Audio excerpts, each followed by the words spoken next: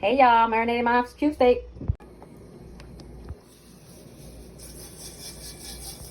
I added my seasoned meat inside the burnt sugar with the oil.